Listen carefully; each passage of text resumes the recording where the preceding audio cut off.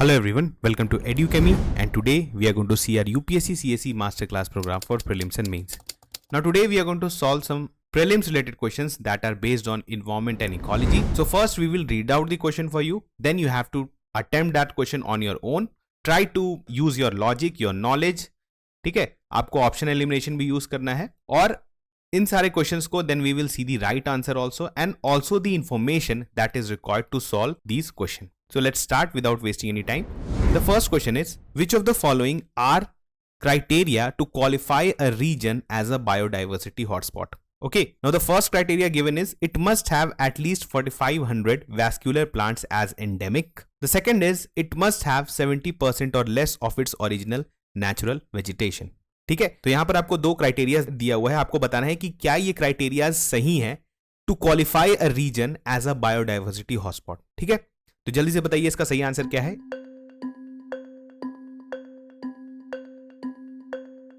इसका सही आंसर है डी. दोनों ही क्राइटेरिया गलत है. इसका सही क्राइटेरिया क्या है? It must contain a minimum of 1500 vascular plants that are endemic to the region. This means that a significant percentage of the plant species found in that hotspot are not found anywhere else in the world. देखिए, biodiversity hotspot बहुत ही एक important अगर आप बोल सकते हैं कि criteria किसी जगह को अगर दिया जाता है तो वहां पर यह बताया जाता है कि 1500 वैस्कुलर प्लांट्स जो है वो एंडेमिक है टू द रीजन, मतलब वो सिर्फ उसी रीजन में ही पाए जाएंगे और कहीं भी देखने को नहीं मिलेंगे. ठीक है, तो ये बहुत बड़ा आप जो है बायोडाइवर्सिटी के टर्म्स में काफी इंपॉर्टेंस शो करता है. नाउ द सेकंड जो क्राइटेरिया है, द रीजन मस्ट हैव 30% और less of its original natural vegetation remaining. Now the second criteria is basically of protection. ये बता रहा है कि वहां पर जो है जो उसके ओरिजिनल नेचुरल वेजिटेशन था उसका सिर्फ और सिर्फ 30% और लेस बचा है. यानी इसको जो है इस बायोडाइवर्सिटी हॉटस्पॉट को हमें जो है किसी तरह से सिक्योर करना है, यहां पर जो बायोडाइवर्सिटी को इंक्रीज करना है, ठीक है, इंटैक्ट रखना है. तो सेकंड क्राइटेरिया जो है वो बेसिकली प्रोटेक्शन से रिलेटेड है. तो अगर ये दोनों क्राइटेरिया कोई भी रीजन क्वालिफाई करता है तो उसको बायोडाइवर्सिटी हॉटस्पॉट का जो है उसको आप बोल सकते हैं उसको उस सेक्शन में रख दिया जाता है कि this is a biodiversity hotspot region. अब आपको बताना है, ये आपके लिए है, you have to Google search, क्योंकि ये सारे information these are very important for prelims and खास करके इन्वायरमेंट से रिलेटेड बहुत ज्यादा क्वेश्चंस पूछा जाता है.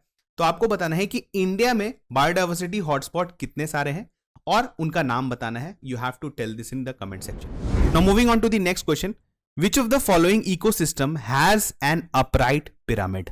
यहां पर आपको कुछ इकोसिस्टम दिया हुआ है और आपको बताना है कि इसमें से किसके किस में जो है we see an upright pyramid. बहुत इंपॉर्टेंट है. Again this is basics of ecology. If you have read about ecology तभी आप इस क्वेश्चन को सॉल्व कर सकते हैं. लेकिन देखते हैं कि कितने लोग ने पढ़ा है और हम लोग फिर इसके जो बैकग्राउंड इंफॉर्मेशन है उसको भी देखेंगे. Now the first is the pyramid of number in a tree ecosystem. The second is pyramid of energy in a grassland ecosystem and third the pyramid of biomass in sea. ठीक है, तो इसमें से जो तीन पिरामिड्स दिए हुए हैं, एक पिरामिड ऑफ नंबर है, एक पिरामिड ऑफ एनर्जी है और एक पिरामिड ऑफ बायोमास है. आपको बताना है कि इसमें से जो है वो अपराइट पिरामिड कौन सा है. जल्दी से बताइए इसका सही आंसर क्या है.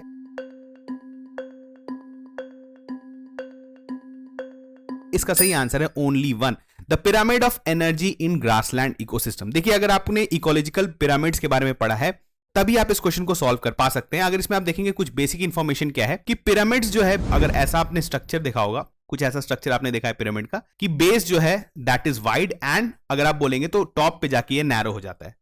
तो जनरली क्या होता है कि आपका एनर्जी लेवल को जब हम लोग देखते हैं, जब आप लोग एनर्जी डिफरेंट ट्रॉपिक्स पे बनाते हैं, जो प्रोड्यूसर्स हैं, ठीक है, बीच में जो प्राइमरी कंज्यूमर्स जो हर्बीवोर्स होते हैं और उसके बाद जो कार्निवोर्स होते हैं. ठीक है, आपके प्राइमरी प्रोड्यूसर्स हो गए हर्बीवोर्स एंड देन कार्निवोर्स. आपको क्या है कि जो एनर्जी लेवल है, जो एनर्जी ट्रांसफर होता है बेसिकली वो घटता चला जाता है. अगर आप ट्रॉपिक्स में ऊपर मूव करेंगे तो वो एनर्जी घटता चला जाता है. ठीक है, इसको 10% लॉ भी कहते हैं अगर आपने पढ़ा होगा. तो एनर्जी जो है वो ऊपर जो है वो घटता चला जाता है. तो इसी कारण अगर एनर्जी पिरामिड आप किसी भी इकोसिस्टम का देखेंगे तो वहां पर आपको इसी तरह का स्ट्रक्चर दिखेगा. इसके अलावा we construct pyramids of biomass and number. ठीक है, जनरली जो पिरामिड्स ऑफ बायोमास होता है वो अपराइट ही होता है, मैक्सिमम केसेस में अपराइट होता है.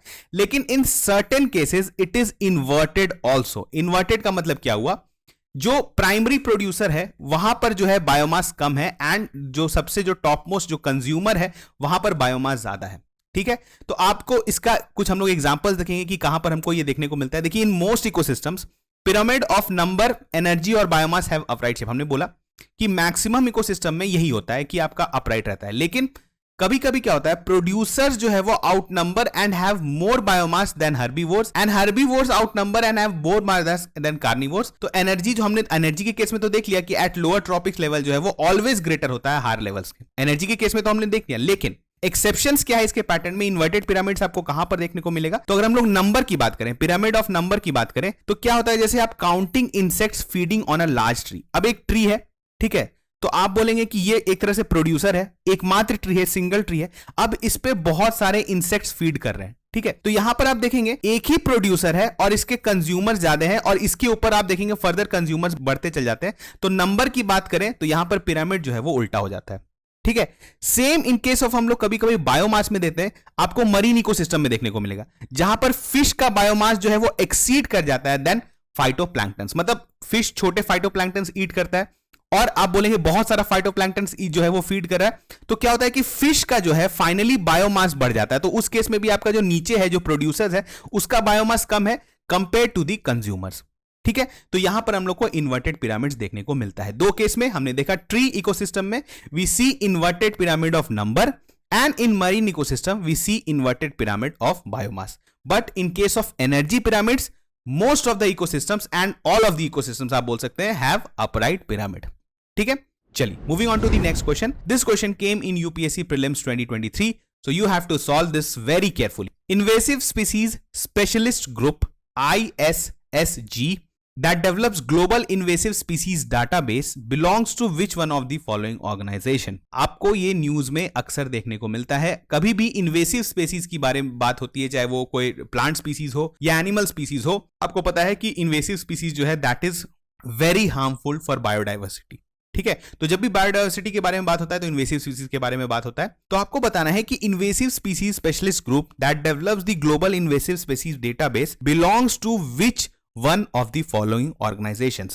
Now the first option is the International Union for Conservation of Nature, the United Nations Environment Program, the United Nations World Commission for Environment and Development, and D is World Wide Fund for Nature. तो जल्दी से बताइए इसका सही answer क्या है?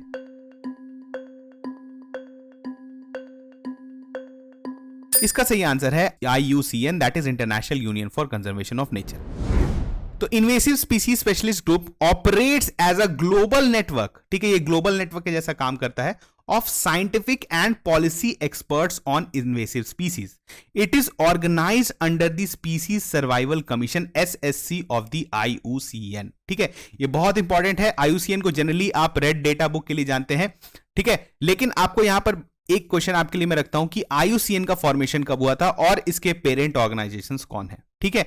क्या एक आपको इसके बारे में थोड़ा सा विकिपीडिया पे भी पढ़ना चाहिए कि क्या ये जो है किसी भी तरह से आपके आप बोल सकते हैं यूएन से रिलेटेड है, क्या यूनाइटेड नेशंस के जैसा क्या स्पेशलाइज्ड एजेंसी जैसा काम करता है। You have to Google some facts about IUCN, क्योंकि इन्वायरमेंटल ऑर्गेनाइजेशंस के बारे में आपको बहुत सारे क्वेश्चंस पूछे जाते हैं, बहुत सारा इंफॉर्मेशन आपको नहीं पता होगा, आपको बुक्स में देखने को नहीं मिलता है, तो you have to Google that. और आप जब गूगल करेंगे, जब आपको इंफॉर्मेशन पता चलेगा, तो एग्जाम के टाइम पे आपको स्ट्राइक करेगा और वहां पर आप ऑप्शंस एलिमिनेट कर सकते हैं, ठीक है। Now moving on to the next question, what factors contribute to the greater biological diversity in tropical regions? यहां पर कुछ रीजंस फैक्टर्स दिए हुए हैं, आपको बताना है कि कौन से इसमें से जो है वो कंट्रीब्यूट करते हैं to the greater biological diversity in tropical regions. देखिए इस तरह के क्वेश्चंस को हमने इसलिए लिया है because these type of questions are coming in UPSC these days, ठीक है। तो इस तरह का क्वेश्चन आपको देखने को मिल रहा है और मोस्टली जो है these are very L2 level questions, आप बोल सकते हैं। अगर डिफिकल्टी की बात करें तो this is L2 level question.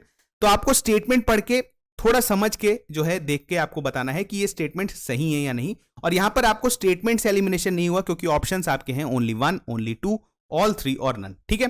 तो पहला देखते हैं, the tropics receive a higher amount of solar energy leading to increase productivity and biomass production, okay.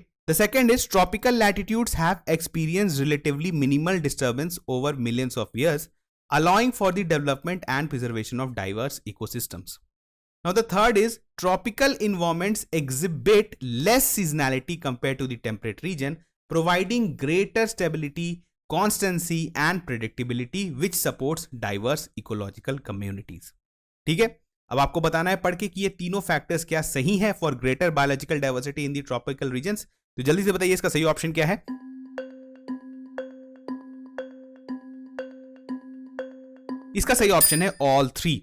देखिए जनरली डिफरेंट स्टडीज के द्वारा, ठीक है, जो है ये पाया गया है, इकोलॉजिस्ट जो है इसको स्टडी करके बताते हैं, स्टडीज का ही ये एक तरह से बोल सकते हैं, और उनके द्वारा फिर सेवरल हाइपोथेसिस दिया हुआ है कि extended period of undisturb time in tropical latitudes had allowed for longer term species diversification. ठीक है, देखिए क्या हुआ है कि आपको पता है टेम्परेट रीजन जो है, आपने पढ़ा होगा, इवन जो है ज्योग्राफी में ही पढ़ा होगा कि एक्सपीरियंस उन्होंने किया है, जो टेम्परेट रीजन है, frequent glaciation in the past, और ट्रॉपिक्स जो है क्योंकि वहां पे जो है सनलाइट काफी कांस्टेंट रहता है, तो वहां पर क्या रहा है, जो आपका जो रीजन है वो काफी स्टेबल रहा है। ठीक है, जिसके वजह से ओवर द टाइम ऑफ जो है वहां पर बायोडाइवर्सिटी जो है वो और डेंस हो गया है। ठीक है, तो ये एक रीजन है, तो ये एक चलिए एक जो है वो वैलिड रीजन है। Now the second, tropical environments exhibit reduce seasonality compare to temperate regions, offering more constant and predictable conditions. Obviously आपको पता है कि ईयर लॉन्ग जो है वहां पर हाई टेम्परेचर्स रहता है, हाई ह्यूमिडिटी रहता है, तो वहां पर जो है एक तरह का कांस्टेंट और प्रेडिक्टेबल कंडीशन है। जबकि आप देखेंगे अगर टेम्परेट रीजन में, तो वहां पर क्या है, बहुत वेरिएशंस है। ठीक है, और जो आप बोल सकते हैं कि जिसके वजह से क्या होता है कि अगर जब आपका स्टेबल और प्रेडिक्टेबल कंडीशन रहता है तो वहां पर नीश स्पेशलाइजेशन होता है। ठीक है, जब स्टेबल इन्वायरमेंट रहता है तो नीश स्पेशलाइजेशन होता है, leading to greater variety of species.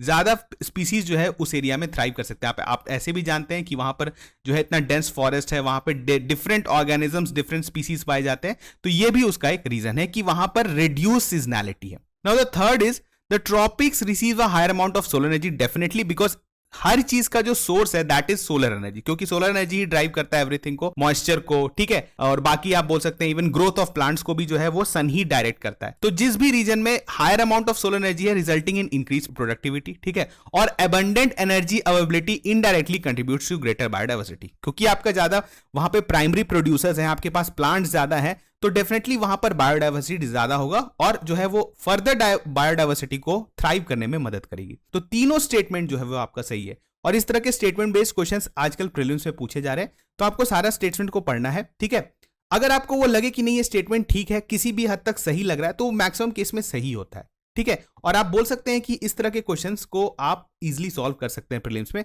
इसको इजी पिकिंग्स में रखेंगे, क्योंकि इससे भी टफ क्वेश्चंस आजकल प्रीलिम्स में देखने को मिल रहे हैं। ठीक है, तो हम लोग ऐसे ही क्वेश्चंस आपके लिए लाते रहेंगे जहां पर स्टेटमेंट बेस्ड क्वेश्चंस आपको देखने को मिले। ठीक है, now moving on to the next, consider the following activities: spreading finely ground basalt rock on farmlands extensively. The second is increasing the alkalinity of oceans by adding lime. And third is capturing carbon dioxide released by various industries and pumping it into abandoned subterranean mines in the form of carbonated water. Now this question came in UPSC Prelims 2023. So you have to answer this question. यहां पर क्या दिया हुआ है, how many of the above activities are often considered and discussed for carbon capture and sequestration. देखिए बहुत important topic है carbon capture technology और सीक्वेस्ट्रेशन, इस पे बेस्ड बहुत सारा क्वेश्चंस पूछा जाता है, इस साल भी क्वेश्चन आ गया। तो आपको बताना है कि यहाँ पे कुछ एक्टिविटीज दिए हुए हैं, तो इसमें कितने एक्टिविटीज हैं जिसको आप कंसिडर करेंगे for carbon capture and sequestration के जैसा।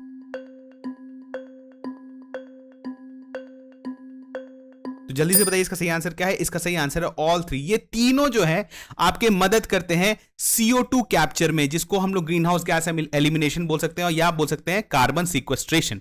ठीक है, तो यहां पर अगर आप देखेंगे सबसे पहला क्यों सही है, जो आपका जो है जहां पर बात हो रही है, तो addition of crushed rock dust to farmland has the potential to remove up to 2 billion tons of carbon dioxide.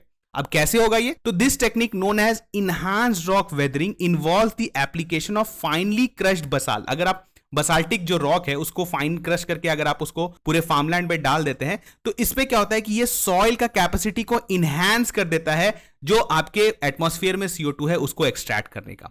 ठीक है, तो एक तरह से आप क्या कर रहे हैं, कार्बन सीक्वेस्ट्रेशन कर रहे हैं, कार्बन सिंक क्रिएट कर रहे हैं आप। ठीक है, नाउ द स्टेटमेंट 2 भी करेक्ट क्यों है, क्योंकि addition of lime to sea water results in reaction with the acidic components neutralising them and forming carbonate ions. देखिए होता क्या है, जनरली आपके ओशंस जो हैं वो कार्बन कैप्चर करते हैं। ठीक है, तो जब भी आपका कार्बन कैप्चर होता है, जब CO2 कैप्चर होता है, तो आपका जो ओशन है दैट बिकम्स एसिडिक।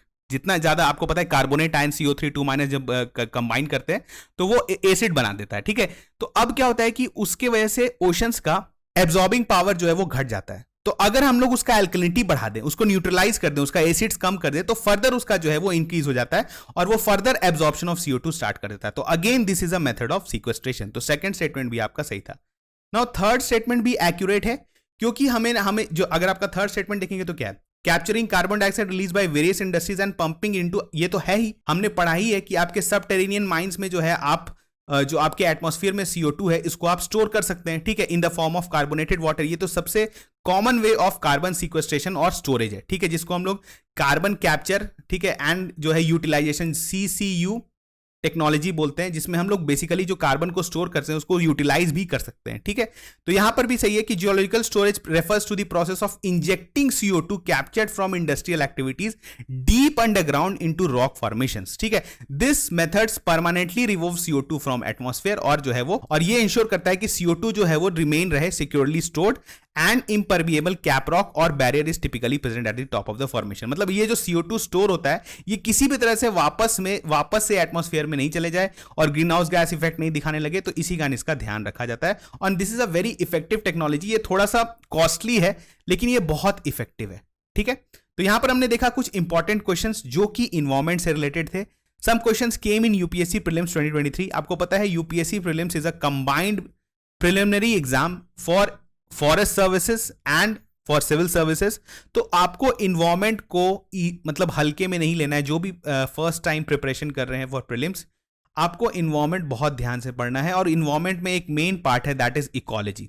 इकोलॉजी के बारे में you have to read basics, आपको क्लियर होना चाहिए, जैसे एनर्जी लेवल, ट्रॉफिक लेवल्स क्या होता है, नीश क्या होता है, ठीक है, इकोसिस्टम्स क्या होते हैं डिफरेंट, ठीक है। उसके बाद keystones, type of species, mutualism, amensalism, इस तरह के जो टॉपिक्स हैं ये बहुत इंपॉर्टेंट है फॉर इकोलॉजी और आपका क्लियर होना चाहिए। क्योंकि हो सकता है कि किसी साल आपको क्वेश्चन देखने को नहीं मिले, लेकिन किसी साल यूपीएससी बहुत ज्यादा क्वेश्चन इकोलॉजी पर भी बेस आपसे पूछ सकता है। तो be ready for environment. Environment बहुत इंपॉर्टेंट पार्ट है, इसको आप नेग्लेक्ट नहीं कर सकते हैं। इवन करंट अफेयर्स भी जो है इन्वायरमेंट में वो सबसे ज्यादा इंपॉर्टेंट होते हैं। कौन सा स्पीसीज जो है वो न्यूज में है, कौन सा कन्वेंशन जो है वो न्यूज में है, क्योंकि इस पे बेस्ड प्रीलिम्स में क्वेश्चंस देखने को मिलता है। तो आज हमने इन्वायरमेंट रिलेटेड कुछ क्वेश्चंस कवर किया। फ्यूचर में इसी तरह के क्वेश्चंस हम लोग आपके लिए लाते रहेंगे जो कि बहुत ही प्रीलिम्स स्पेसिफिक रहेंगे, ठीक है। तो चलिए मिलते हैं नेक्स्ट लेक्चर में, तब तक थैंक यू।